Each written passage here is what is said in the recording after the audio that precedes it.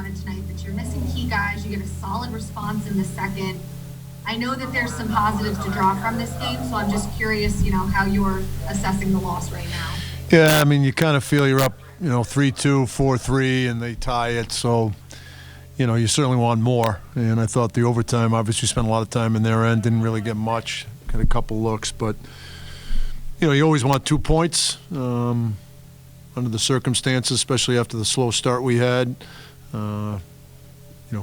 Love the way we responded. I thought we had a pretty good third, too, but, I just thought a little too sloppy, too many odd man rushes. The breakaways obviously have to stop. Better reads on our gaps and pinching. So, but loved our resolve. I thought, obviously, we came out in the second period and really started doing the things we needed to do. I thought our pace was much better. I thought we were physical and certainly opportunistic and, create a lot of chances for ourselves. So we've got to build on that and, disappointed when you get 2, but, under tough circumstances, meaning we got off to a slow start, I thought we responded. Next question comes from Vince Mercogliano. Vince, go ahead. David, you mentioned a couple of defensive miscues that cost you guys early, but then later on they got you guys a couple times on the power play.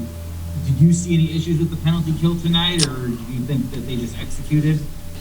The one that made it 3-3 was a hell of a shot by Farabee.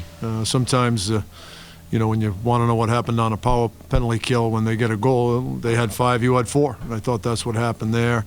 The one backdoor one, I thought we made they made a hell of a play on that one too. So, I mean, they made great plays on those 2 goals. So, tip your hat to them. Next question comes from Dan Rosen. Dan, go ahead. David, at the same time, though, you have a 3-2 lead, and Gauthier kind of just throws his stick up and he catches a guy in the face, and they score 9 seconds later.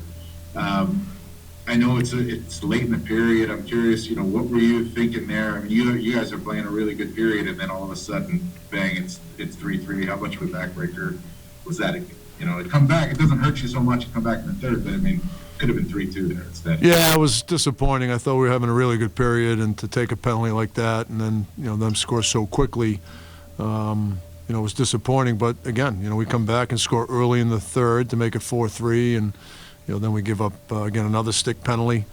They capitalize on it, so disappointing that we weren't able to sustain that lead going into the third. Next question comes from Mark Roseman. Mark, go ahead.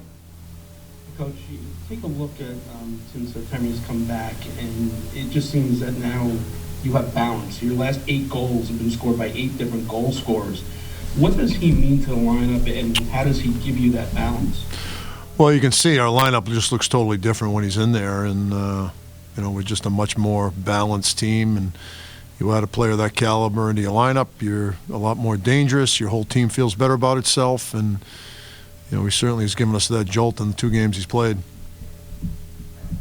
Next question comes from Vince Mercogliano. Vince, go ahead. David, Artemi said that earlier in the season this felt like a game that you guys might have let get away from you. So are you guys actively addressing that during intermission between the first and the second, or where are you seeing the improvements in terms of how they're responding to that adversity? Well, again, you've got to shake off bad stretches. Every team has them during the course of a game. How quickly can you shake them off, and how quickly can you stop the bleeding? And I really liked our start of the second. It's just it's 2-0. It's not 5-0, and there's plenty of hockey to be played. And I thought our guys approached it the right way, starting the second, and didn't force things. Kind of were patient and took advantage of our opportunities. And final question goes to Dan Rosen. Dan, go ahead.